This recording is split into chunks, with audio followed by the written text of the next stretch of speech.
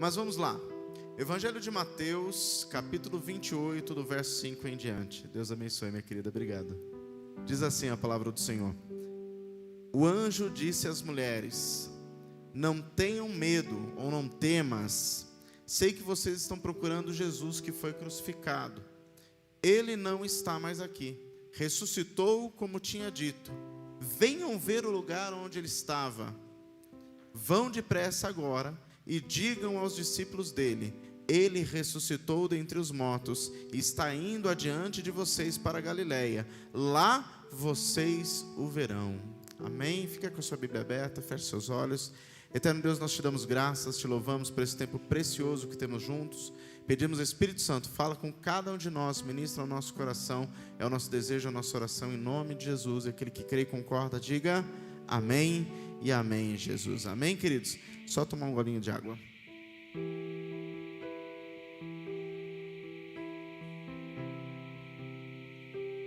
Obrigado, meu irmão, de ter a paciência. E o golinho de água se tornou o copo inteiro, né? Louvado seja Deus. Queridos, nós lemos no Evangelho de Mateus um momento da história onde Jesus já havia sido crucificado, já havia morrido na cruz e já havia sido sepultado. Quando nós lemos esse texto aqui, depois, se você puder ler o texto inteiro, desde o versículo 1 na sua casa, para você ter uma interação maior com o texto, nós vemos que as mulheres estavam indo até o sepulcro. O objetivo era perfumar ali, cuidar do corpo de Jesus, como era costume e tradição de alguns. E ali no caminho elas se depararam com esta cena, um encontro singular. Um anjo estava ali, como Mateus descreve aqui, e este anjo fala para aquelas mulheres as boas novas do que havia acontecido, fala a respeito da ressurreição. É interessante, querido, porque ele usa aqui 4 pontos muito interessantes que dizem respeito a todos nós, porque às vezes nós vivemos aquilo que aquelas mulheres viveram, e não só aquelas mulheres, mas todos os discípulos que seguiam a Jesus. Eles viveram durante anos ali atrás do Senhor Jesus, 3 anos mais ou menos o tempo de ministério de Jesus, e eles viveram ali expectativa por tanto ver milagres, prodígios, maravilhas. Talvez muitos almejavam um futuro diferente, uma história diferente, mas o final do que os seus olhos viram foi uma morte terrível, uma morte de cruz, morte que era dada aos piores criminosos da época, uma morte que não era rápida, era uma morte muito lenta, uma morte muito sofrida, uma morte que era usada de exemplo para que outros malfeitores não entrassem na cidade. Por isso a crucificação era feita fora dos muros, à beira de uma estrada, e ali havia a estrada que levava, né, a uma outra região de Israel. E é interessante, amados, porque aquelas mulheres viram tudo aquilo de perto. Diferentemente dos discípulos, que muitos se esconderam e começaram a ver de longe, tirando João, que esteve ali presente, próximo até o final. Tanto que nós vemos ali Jesus entregando Maria aos cuidados de João, falando para ele: mãe, eis aí teu filho, filho, eis aí tua mãe, entregando a sua mãe aos cuidados de João. Nós vemos que os discípulos acompanhavam muito de longe, e aquelas mulheres fizeram o contrário, elas estavam próximas. Elas foram realmente testemunhas oculares de maneira muito verdadeira, porque estavam muito próximas. Elas viram então também Jesus ser tirado da cruz. Obrigado, querida. E toda aquela situação que seus olhos viram trouxe talvez muitos pensamentos nos seus corações, porque eram pessoas humanas como eu e como você. Quando tudo começa a dar errado, a nossa mente às vezes fica balançada, o nosso coração às vezes fica abalado, porque somos humanos. Se você um dia ficar com esse tipo de sentimento e pensar assim: nossa, mas eu não sou um crente de verdade, eu não sou um cristão verdadeiro por conta disso, amado, tira isso do seu coração. O dia que você não tiver sentimento nenhum é porque você já foi recolhido, tá? Disseram para mim também um dia assim: olha, se você acordar com alguma dor no corpo depois que você passou dos 40, fica tranquilo, você está vivo, né? Eu não sei se é assim. Quando eu chegar nos 40 eu falo, tô brincando. Eu brinco sempre com o Eric: quando eu chegar na sua idade, quero estar assim, bem que nem você. E eu e o Eric temos a mesma idade, né? Então, amados, aqui essas mulheres, elas estavam vivendo um momento muito singular. porque todas as palavras de Jesus apontavam para um futuro diferente. Só que havia uma diferença naquilo que Jesus falava e naquilo que as pessoas entendiam. Muitos deles entendiam como algo diferente no contexto político da época, em uma realidade que seria mudada por uma intervenção de Deus, mas com uma mudança de cenário naquilo que era o comando da nação. E Jesus anunciava um reino que não era um reino sujeito às regras da terra e nem ao tempo da terra, porque se nós estudarmos a respeito de impérios e reinos, todos eles tiveram início, meio e fim. Impérios que eram tremendamente conquistadores foram conquistados em algum momento. Reinos que pareciam ser tremendamente sólidos foram em algum momento destronados, reis poderosos, e reinos sucumbiram a outros reinos. No entanto, Jesus falava de um reino eterno, de um reino que não se sucumbiria a alguma vaidade humana, de um reino que não acabaria em um tempo, mas pelo contrário, um reino que estava sendo ali construído e constituído através daqueles que iam sendo salvos. E eu e você fazemos parte deste reino, amém? E aqui, quando essas mulheres vão até o túmulo de Jesus, ainda talvez com as suas dúvidas, com os seus questionamentos, mas queriam ver o corpo de Jesus, elas se depararam com um anjo ali falando: olha, ele ressuscitou, ele não está mais aqui, venha ver onde o seu corpo estava, para que elas pudessem ver realmente. Olha, anunciam agora para os discípulos dele. E é interessante porque algumas revelações que Jesus traz, que você vê isso nos evangelhos, Jesus, ele traz essas revelações para mulheres. Jesus coloca a mulher no mapa, coisa que você não vê quase no Antigo Testamento. Muito poucos casos ali que você vê a atuação de mulheres. Lógico, mulheres específicas que foram usadas de maneira tremenda, como Débora, a juíza, como Raabe, mulheres pontuais na história. Mas Jesus traz a mulher para o plano do Evangelho. Quanto a mulher poderia ser usada, porque você vê a missão de anunciar a ressurreição, não foi para Pedro, não foi para João, foi para as mulheres, foi para Maria Madalena, foi para as outras que estavam com ela, para elas anunciarem. Então, mulher, você é uma privilegiada do Senhor. Por isso que a Bíblia diz, né, que a mulher sábia edifica a casa, né? Isso é tremendo. Então, que você busque sabedoria de Deus. Mas o anjo aqui, querido, ele fala 4 palavras, que é elas que eu quero compartilhar contigo sobre esse tema: boas novas, boas notícias. A primeira boa notícia que o anjo deu para elas, que ele falou de maneira clara: não temas, não tenha medo. Porque se a situação já era uma situação difícil ao olhar humano, o mestre havia morrido, havia sido sepultado, de repente elas chegam naquele lugar, vem lá aquela pedra removida, os soldados caídos no chão, desacordados, e um anjo naquele lugar, uma coisa sobrenatural acontecendo. O coração que já estava temeroso deve ter se encolhido ainda um pouco mais. Meu Deus, que notícia que vai vir! E o anjo, a primeira coisa que diz para ela: não temas. E às vezes, amado, nós somos acometidos na nossa história, em algum momento da nossa trajetória, com notícias ruins. E parece que quando vem a primeira, daqui a pouco vem a segunda. Que parece que quando uma coisa está dando errado, puxa a outra dando errado, e puxa a outra dando errado. E a gente fica pensando: Deus, quando isso vai parar? E essa palavra vem direto ao nosso coração na realidade, porque é uma boa nova para nós lembrarmos todos os dias: não temos medo. A palavra do Senhor diz por inúmeras vezes essa frase: não temas. Alguns estudiosos dizem 365 vezes, alguns dizem que tem 366 vezes. Eu creio num Deus perfeito, então se Deus é perfeito, deve ser 366, porque é um para o ano bissexto, amém? Eu não contei para conferir se é. Se você quiser contar, você conta, depois você fala para mim. Mas independente se seja 365, se seja 366, a mensagem é a mesma: não temas, não tenha medo. E esse não tenha medo não é um não tenha medo vazio, de uma maneira de confortar o coração de alguém. Não, é não ter medo, porque aquele que começou a boa obra, ele vai completar. Não tenha medo, porque aquele que disse que estaria, continuaria estando com você em todo o tempo. Não temas, porque indiferente da batalha, indiferente daquilo que seus olhos naturais veem, há um Deus que continua trabalhando, mesmo quando seus olhos naturais não veem. Aquelas mulheres foram surpreendidas por aquela situação, que não deve ter sido algo interessante. Mas o anjo na sequência disse: não tenha medo, venham ver onde ele estava. Que é a segunda mensagem que ele dá: venha ver a tumba vazia. E é interessante na história, porque a história mostra de grandes homens de valor, mostra inúmeros líderes religiosos que com os seus ensinamentos e a sua sabedoria, mediante aos olhares humanos, marcaram a sua época ou a sua crença. Mas, querido, não há um líder desses que você não vá a um lugar onde ele esteja enterrado e ali esteja uma frase: aqui jaz fulano. Você pega ídolos da música que marcaram geração, e o brasileiro gosta de eleger reis, né? É rei do baião, é rei do rock, é rei disso, é rei daquilo. E você pega todos esses reis, estão enterrados em algum cemitério.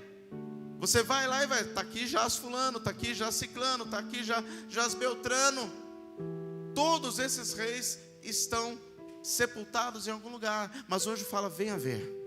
Venha ver, dá uma olhada aqui, ele não está mais aqui. E se você chegar naquele lugar de arqueologia hoje que há em Israel, que é dito como sendo o túmulo de Jesus, não podemos afirmar que sim ou não, mas quando você entra lá dentro, há uma placa na porta do lado de dentro dizendo: ele não está mais aqui, seja aquele túmulo verdadeiro ou não. Fato é, querido, que ele não está mais no túmulo. A porte não pôde segurá-lo. A tumba vazia está ali marcando esta verdade, que ele ressuscitou, querido. Que ele não está ali preso. E se ele ressuscitou, se ele está vivo, ele continua trabalhando a meu favor. Porque até na morte ele trabalhou a meu favor. Na sua morte recebemos novamente o acesso a Deus. Na sua morte, ele toma das mãos do diabo a chave. Na sua morte, querido, ele prova que ele era a oferta de valor, que era necessária para que o meu e o seu pecado fossem pagos. Ele se torna naquele momento, querido, como oferta, a porta que nos conduz novamente a Deus. E ele ressuscita, querido, para cumprir esta mensagem, que ele estaria conosco todos os dias até a consumação dos séculos. E a terceira mensagem, querido, que o anjo diz para aquelas mulheres: venham e vejam. Venham e vejam. Se Deus fala para mim e para você, não tenha medo. Ele ressuscitou, ele está com você. O próximo passo é ver o quê? A evidência daquilo que eu estou falando. Deus, querido, vai fazer com que você veja de maneira clara aquilo que Ele está fazendo na sua história, aquilo que Ele está movendo na sua família, aquilo que Ele está movendo, querido, nos seus relacionamentos, na sua vida profissional. Você verá evidências. O que é evidência? Vamos trazer para alguém da área policial, né? Jurista aí, o presbítero Enilson é dessa área do direito e da área aí. A evidência, ela traz ali o quê? Prova de algo que aconteceu. Um crime, ele é provado pelas evidências. Vamos trazer para o lado cristão. As evidências vão mostrar o que Deus está fazendo na sua história. As evidências vão mostrar a fidelidade de Deus para com você. As evidências vão mostrar o milagre de Deus sendo concretizado na sua vida. As evidências vão mostrar a provisão de Deus na área que você precisa. As evidências vão mostrar a cura que Deus está gerando na sua vida e na sua família. As evidências vão mostrar a restauração que Deus está começando a fazer na sua história. As evidências vão mostrar que Ele é Deus na sua vida. O anjo disse: venham e vejam. Porque, querido, o homem muitas vezes precisa ver para crer. Você que é cristão, você tem que aprender a crer para ver. Mas Deus vai permitir que vejam, para que com certeza Ele seja glorificado através da sua vida. Quando você chegar e falar: Deus fez isso, está aqui, olha que veja. Quantos hoje, querido, que podem falar assim: ó, eu estou aqui, fui curado. Vem ver. São evidências de um Deus verdadeiro. Quantos que estavam desenganados e hoje podem dizer: vem ver, olha o que Deus fez. Quantos testemunhos você já ouviu? Mais ainda, quantos testemunhos você já falou daquilo que Deus fez na sua vida? Tudo isso é evidência que Deus continua trabalhando e irá continuar trabalhando na sua vida e na sua história. Amém, queridos? E a última coisa que Ele diz para aquelas mulheres é o comissionamento. É entregar a elas um encargo. Vão e digam. Porque aquilo que Deus faz na nossa história não é para parar em nós mesmos, querido. Nós não temos que temer as batalhas que a vida nos propõe, porque não estamos sozinhos. Temos um Deus que é vivo, que é poderoso, um Deus que cuida, um Deus que sustenta, um Deus que nos dá estratégias, um Deus que abre portas, e um Deus que mesmo com portas fechadas continua trabalhando. Não precisamos, querido, ficar buscando e correndo atrás de bênçãos, porque a palavra de Deus é clara, elas nos seguirão e nos alcançarão. Deus fará, querido, da minha e da sua vida e da nossa história as evidências que Ele é um Deus verdadeiro. E tudo isso para quê? Para que você anuncie ao amor dele às pessoas que você conhece, para que você anuncie o evangelho às pessoas que fazem parte da sua história, para que você seja, querido, aquele que anuncia as boas novas, aquele que trabalha com você, aquele que é seu vizinho, aquele que você conhece, aquele da sua família, para que você seja o anunciador, que ele não está mais pregado numa cruz, ele não está limitado dentro de uma tumba, ele não está limitado pela história de um Deus que só atuava no passado, mas Ele é um Deus verdadeiro que vive, pois a palavra de Deus ela diz em Hebreus 13, verso de número 8, que Jesus Cristo é o mesmo ontem, hoje e será eternamente. Ele é Deus, Ele é Senhor. O anjo disse para aquelas mulheres essas 4 palavras. A reação delas foi direta, saíram correndo para anunciar aos seus irmãos que Cristo havia ressuscitado. Está na hora, queridos, de nós começarmos a falar mais daquilo que Deus tem feito na sua vida. Pastor, mas hoje eu estou precisando do milagre, hoje eu estou precisando da intervenção de Deus. Amém, cremos que Deus vai agir, você tem que continuar crendo que Deus vai agir na sua vida, mas enquanto esse não chega, o que Deus já fez na sua história? O que Deus já fez? Hoje o devocional pela manhã que todos vocês receberam, que eu mandei pela manhã, qual que era a palavra? Para nós darmos graças. Talvez ao invés de pedir hoje, nós devemos dar graças. Os sonhos daquelas mulheres talvez haviam morrido com a crucificação, talvez os projetos haviam morrido com a crucificação, mas na hora que elas veem que Cristo foi ressuscitado, aqueles sonhos voltam novamente a renascer, os projetos voltam novamente a vir para a mente, os sonhos, aquilo que elas haviam pensado, volta a vir tudo novamente. Deus é um Deus que pode ressuscitar os seus planos, mesmo aqueles que você já tinha deixado para trás. Deus pode trazer de novo, querido, a realidade em nome de Jesus. Feche seus olhos, eu quero orar por você, querido. Porque você, querido, como eu, temos que crer que Deus continua trabalhando nas nossas vidas. Senhor Deus, nós clamamos a Ti para que todo medo seja substituído, Pai, em nome de Jesus, por fé. Que Teus filhos possam crer de maneira, Pai amado, incontestável naquilo que o Senhor é e naquilo que o Senhor pode fazer. Pai amado, eu oro por esta mulher e por este homem, pedindo, ó Pai amado, para que Teu Espírito Santo o capacite a crer, ó Deus, mesmo quando os olhos não veem ainda a Sua atuação. Por mais que as situações e as notícias não sejam boas, coloca, Senhor, no coração deste homem, desta mulher, uma fé ativa, uma fé viva, que crê no Teu sobrenatural, crê naquilo que o Senhor pode fazer. Em nome de Jesus, ó Deus, tira as dúvidas do coração, sana os questionamentos, ó Pai amado, renova as forças, o ânimo, Pai, em nome de Jesus. Pai amado, faça desta vida, Pai, uma evidência, Pai amado, daquilo que o Senhor pode fazer, para que o Seu nome seja glorificado. Como aquelas mulheres foram convidadas pelo anjo, dizendo: vem e vê. Veja onde ele estava, ele não está mais aqui. Estas pessoas possam ser testemunhos daquilo que o Senhor faz, daquilo que o Senhor realiza, dos milagres, dos prodígios, para que o Seu nome seja glorificado. Da mesma maneira que aquela mulher do fluxo de sangue, ó Pai amado, foi uma marca viva de milagre, onde vidas viram que ela foi restaurada. Da mesma maneira que aquela filha de Jairo foi ressuscitada, Pai amado, e virou referência do poder do Senhor. Da mesma maneira que aquele filho da viúva de Naim foi ressuscitado, e aqueles homens e mulheres deslumbrados, desconcertados, viram o Seu poder atuando, o milagre acontecendo. Pai amado, faça que cada um destes que ouvem esta mensagem nessa noite sejam, Pai, as evidências que que o Senhor realiza milagres ainda nos dias de hoje, que o Senhor ainda cura, que o Senhor ainda restaura, que o Senhor ainda opera milagres.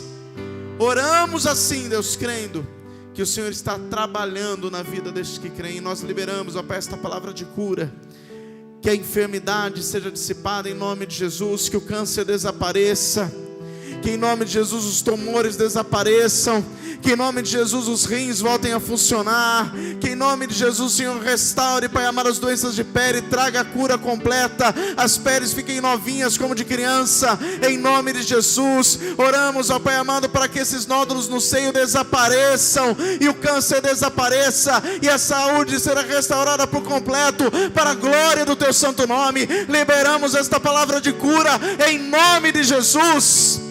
Pois a Tua palavra diz, ó Deus, em Isaías 53, que pelas Tuas pisaduras nós somos sarados. Então sara, Pai amado, estes que creem, para a glória e honra do Teu santo nome. Oramos assim, ó Pai, e já agradecemos a Ti, em nome de Jesus. E aquele que crê e concorda, diga amém e amém, Jesus. Amém, queridos, aplauda o Senhor Jesus, Ele é bom.